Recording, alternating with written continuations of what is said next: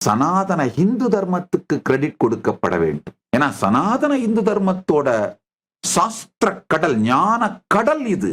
அதனாலதான் இந்த as Nithyananda AI மூலமா அந்த பியூரிட்டியையும் ஆரிஜின் எங்க இருந்து அப்படிங்கறதையும் காப்பாற்றுறோம். இப்ப யோகா உலகத்துக்கு நாம கொடுத்த கிஃப்ட். ஆனா நாங்க தான் ஓனர், நாங்க தான் கொடுத்தோம். சனாதன இந்து தர்மம்ங்கிற மரத்தில் பழுத்த பழம், அந்த பழத்தை அவர்களுக்கு நன்கொடையாக கொடுத்தமே தவிர, இப்போ என்ன பண்ண ஆரம்பிக்கிறாங்க, மெதுவா யோகாவுக்கும் இந்து மதத்துக்கும் சம்பந்தமே இல்லைன்னா பேச ஆரம்பிக்கிறாங்க. அது தவறு. சனாதன இந்து தர்மம் எனும் மரத்தில் பழுத்த பழம் யோகா. யாருக்கு வேணா நன்கொடையா கொடுக்கிறோம். அதே மாதிரிதான் ஆயுர்வேதம். சனாதன இந்து தர்மம் எனும் மரத்தில் பழுத்த பழம் ஆயுர்வேதாவும் சித்தாவும். இங்க உடனே கம்பு சுத்தாதீங்க. சித்தா தமிழ்நாட்டுல பழுத்த பழம். தமிழ் சிவிலைசேஷன் சனாதன இந்து தர்மத்தை அடிப்படையாக கொண்டு உருவான வளர்ந்த சிவிலைசேஷன். போய் சங்க நூல்லாம் படிச்சுட்டு வந்து கம்பு சுத்து. சங்க நூல்கள் எல்லாம் படிங்கப்பா, அதுக்கப்புறம் இங்க கம்பு சுத்துங்க.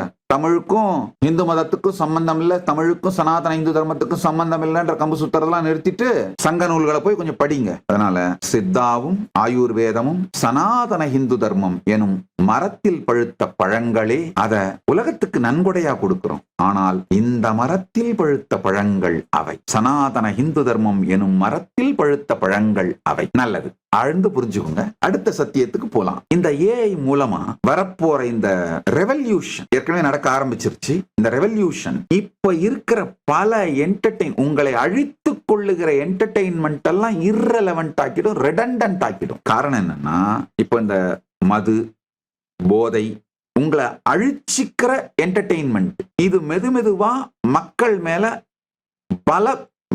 மேல அது வச்சிருக்கிற ஆதிக்கத்தை இழக்க துவங்கும். காரணம் என்னன்னா, மக்கள் இதை விட பெட்டர் கேம்ஸ், ஸ்போர்ட்ஸ், ஹெல்த்தியா இருக்கிற கேம்ஸ், ஸ்போர்ட்ஸ் எல்லாம் ரசிக்கவும் ருசிக்கவும் என்ஜாய் பண்ணவும் ஆரம்பிச்சிருவாங்க. இதுதான் எனக்கு இருக்கிற மிகப்பெரிய ஹோப், எனக்கு இருக்கிற ஒரு மிகப்பெரிய நல்ல செய்தி, நான் பார்க்கிற நல்ல செய்தி. காரணம் என்னன்னா, இந்த ஏஐல ஜென்சி கேட்கிற கேள்விகள் எல்லாம் பாக்குறங்கயா, அவங்க எதை தேடுறாங்க உண்மை இல்லைங்கயா. ஜென்சி அவங்கள ஹேண்டில் பண்ண முடியாமத்தான் இந்த ட்ரக்ஸ், ஆல்கஹால் இதெல்லாம் போறாங்க.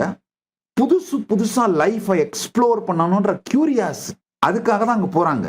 ஹெல்த் டிஸ்ட்ராய் ஆகாத என்டர்டெயின்மெண்ட்ஸ், கேம்ஸ், இதெல்லாம் மக்களுக்கு ஆல்டர்னேட்டிவ் ஜென்சிக்கு கிடைக்க ஆரம்பிச்சிருச்சுன்னா இது எல்லாமே இர்ரெலவென்ட் ஆயிடும். எனக்கு இருக்கிற ஒரே ஹோப் ஏஐ ரெவல்யூஷன். இன்னொன்னு தெரிஞ்சுக்கோங்கயா, இது கட்டாயமா நடக்க போகுது.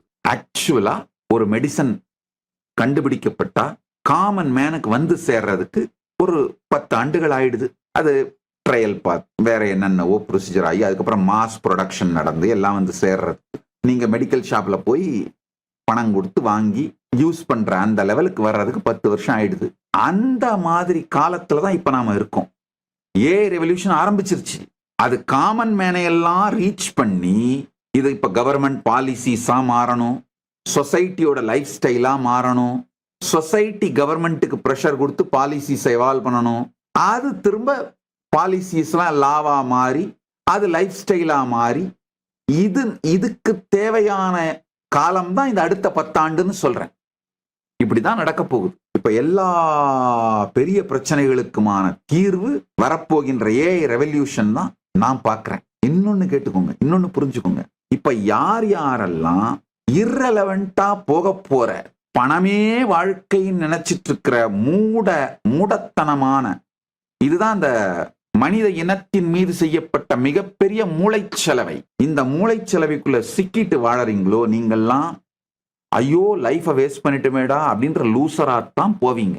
லூசர் ஆகாம இருக்கணும்னு நினைச்சீங்கன்னா, இது எதனாலும் கொடுக்கப்பட இயலாத யுனிக்கான ஒரு விஷயம். உங்களுடைய கான்ஷியஸ்னஸ் மலரச் செய்வதுதான் இந்த எதுவுமே செய்ய முடியாத, நீங்கள் மட்டுமே உங்களுக்கு செய்து கொள்ளக்கூடிய உங்க லைஃபோட மோஸ்ட் ப்ரொடக்டிவ் ஆக்ஷனா இருக்கும். தெரிஞ்சுக்கோங்க. அதனால உங்க கான்ஷியஸ்னஸ் மேல ஒர்க் பண்ணி அதை முழுசா ஃப்ளவர் பண்ற, இந்த ஜீவன் முக்த தன்மையை மலரச் செய்து கொள்ளுகின்ற செயல்களிலே டைம், ட்ரெஷர், டேலண்ட்டை யாரெல்லாம் போடுறீங்களோ அவங்கெல்லாம் 10 வருஷம் கழிச்சு உங்க லைஃப்ல பெஸ்டானதை பண்ணியிருக்கீங்கன்ற ஒரு மிகப்பெரிய செலிப்ரேஷன் பண்ணுவீங்க. அப்படி இல்லாதவங்கலாம் ஐயோ லைஃபை நாசமாக்கிட்டோம்டா, தேவையில்லாத ஒண்ணுக்காக, ரிடண்டண்டா போற ஒண்ணுக்காக, இரலவெண்டா போற ஒண்ணுக்காக டைம், ட்ரெஷர், டேலண்ட் எல்லாத்தையும் இன்வெஸ்ட் பண்ணி நாசமா போனமேடான்னு 10 வருஷம் கழிச்சு லூசரா உட்கார்ந்துருப்பீங்க. அதுக்கு 10 வருஷம் கழிச்சு எப்படி இருக்கலாம்னு இப்பவே முடிவு பண்ணிக்கும். ஆஹா, சரியான விதத்தில் வாழ்க்கையை நாம் செலவிட்டோம்னு உங்களை நீங்களே செலிப்ரேட் பண்ணிக்கிறதா, ஒரு எல்லையில்லாத முழுமையில இருக்கிறதா, இல்ல ஐயோ இப்படி நாசமா போச்சே வாழ்க்கை அப்படின்னு முடிவு பண்றதான்னு கதறதா, அழிஞ்சு போறதா அப்படிங்கிறத நீங்களே முடிவு பண்ணிக்கோங்க. இப்ப 2035க்கு எப்படி நீங்க இருக்கணும்னு இப்ப முடிவு பண்ணிக்கோங்க.